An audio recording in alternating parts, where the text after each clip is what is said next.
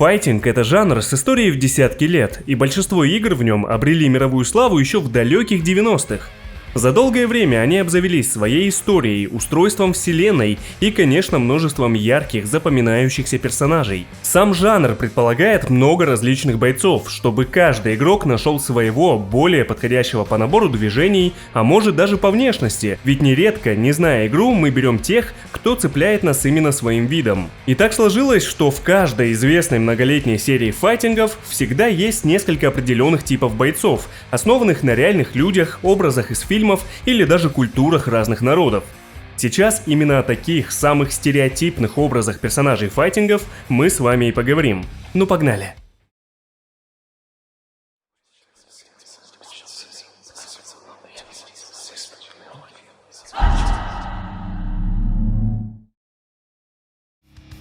Давайте сначала договоримся, стереотипный не значит плохой, недавно я говорил это в ролике о Ночном Волке. Это значит лишь то, что в свое время, может быть без надежды на десятки лет популярности франшизы, авторы старались привлечь внимание игроков узнаваемыми или популярными образами. Большинство персонажей, которые будут упомянуты, к нашему времени уже эволюционировали в более оригинальных. Они меняются внешне и по части истории, но фанаты-то помнят, с чего все начиналось. Пожалуй, самый популярный стереотипный образ бойца файтингов – это мастер восточных боевых искусств с короткой стрижкой и в черных штанах, без сомнения основанный на Брюсе Ли, который был очень популярен в конце 20 века и сейчас, уверен, все знают его имя. Для понимания, сам Брюс, точнее Ли Сяолун, за свою короткую жизнь снялся в 5 полноценных фильмах и нескольких сериалах, но уже после смерти актера вышло еще 2 фильма с его участием. То есть использовались либо дублеры, либо заранее отснятые сцены. При этом после смерти о нем самом сняли около 30 фильмов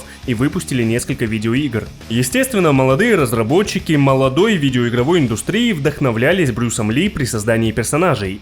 В то время, если речь шла о боевых искусствах, у большинства в голове сразу всплывал именно его образ. И теперь почти в каждом файтинге есть свой Брюс Ли, который зачастую издает необычные звуки во время боя. В Mortal Kombat это, конечно, Лю Кэн. В первой части он буквально копировал образ Брюса, но в дальнейшем стал от него отходить, хотя при этом сохранил некоторые элементы. На протяжении всей серии Лю Кэн издает те самые звуки во время поединка, использует нунчаки в качестве оружия и порой даже отсылается на некоторые сцены с реальным актером, вплоть до нашего времени. Да и по движениям и даже их названием, связанным с драконом, Лю до сих пор очень похож на свой прототип. В Tekken таких персонажей сразу 2 – отец и сын, Маршал и Форест Ло. Эти бойцы в немалой степени комичные, но что касается их внешности и движений, все очевидно. Даже боевой стиль обоих тот самый Джит Кун До.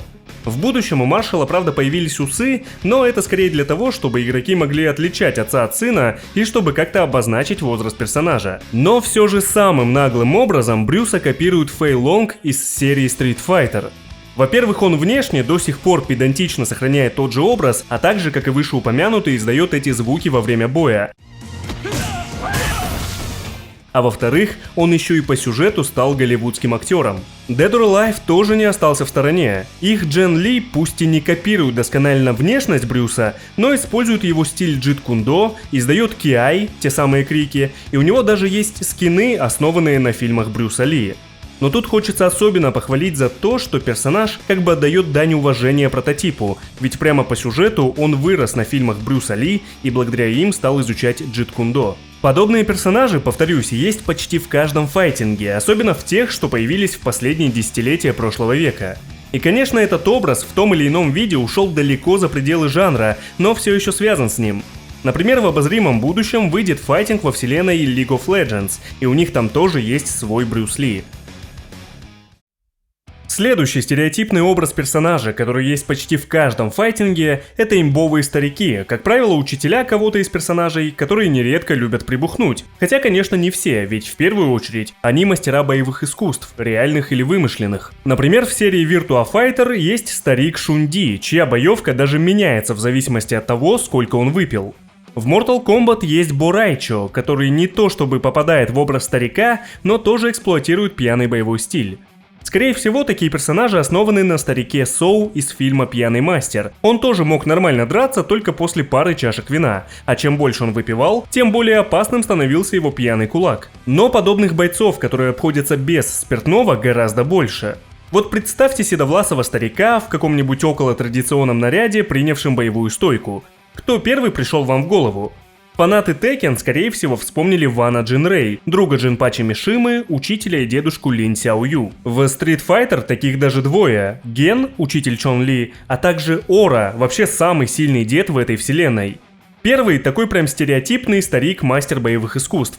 Второй немного дальше от образа, у него нет бороды или длинных пепельных волос, но потренировать кого-то он тоже не против. Еще можно вспомнить Хейхачи, которому в начале событий Tekken более 50 лет, а сейчас около 80. О нем, кстати, недавно вышло видео, гляньте, если интересно. А также не могу не упомянуть Шан Цуна из первой части Mortal Kombat. Пусть он стопроцентный злодей и никогда не имел учеников, но изначально очень четко попадал в образ седовласого, могущественного старика. Недавно один из зрителей подарил мне Guilty Gear. До этих пор я очень много лет не играл в игры серии, но сейчас вспомнил, что и там есть рыцарь Клифф, невысокий старик с пепельными волосами.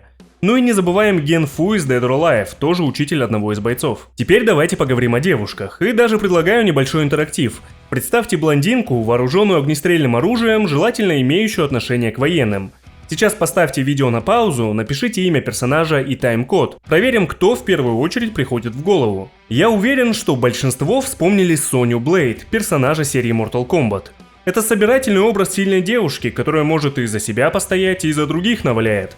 Волосы, как правило, собраны, умеет обращаться с оружием и труднодоступна для противоположного пола. Соня, правда, в последнем пункте уступила Джонни Кейджу, но сколько ему пришлось вынести. А вот в Tekken есть Нина Уильямс, которую никто так и не завоевал. Она может и не имеет прям военного прошлого, но с оружием тоже обращается на «ты» и хороша в качестве наемника.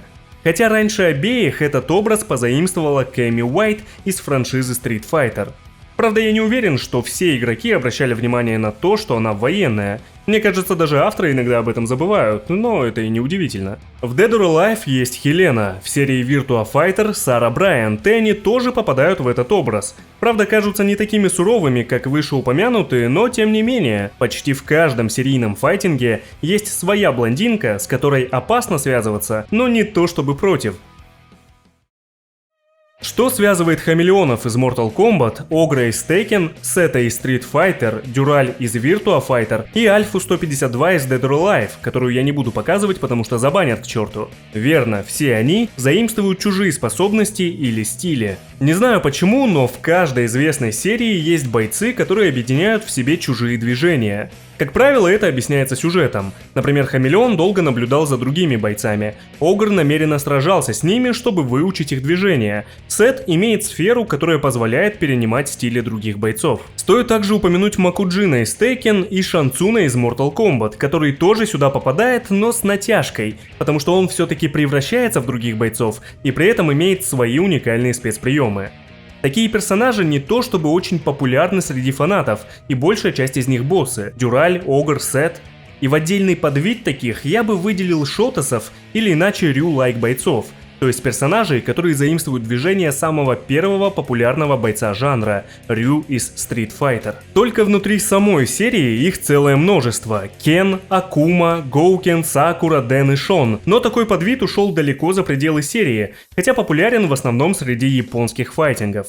Вот, например, Рю и Роберт из Art of Fighting. Это вообще первое, что пришло в голову, даже не думая.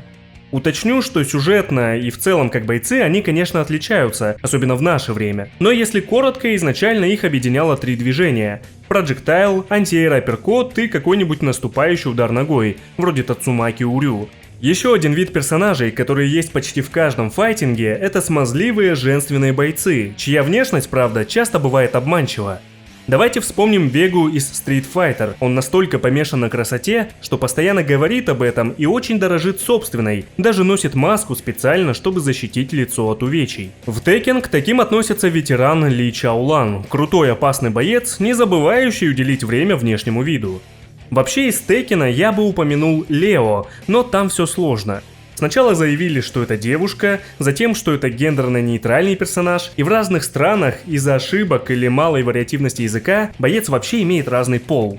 Тут неоднозначно, но большинство склоняются к тому, что Лео девушка, так что отнести к таким персонажам трудно. В Guilty Gear есть очень интересный и колоритный боец Заппа, одержимый духами. Хотя по большей части им управляет один конкретный дух женщины, которая не то чтобы хорошо относится к мужчинам. Хотя сам персонаж вполне себе обычный, но вот его образ по-настоящему уникален, а какой-то смазливости прибавляют символы в виде сердца на голове и груди. Давайте сюда же отнесем Вольда из Soul Calibur.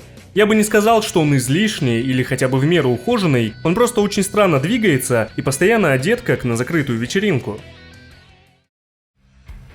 Что же, в этом видео мы поговорили о нескольких стереотипных видах персонажей файтингов, которые есть почти в каждой серии в жанре. Но таких видов гораздо больше, и вскоре я сделаю продолжение этого видео, если оно вам, конечно, понравится. А вы, думаю, знаете, как дать понять это. Я не прощаюсь.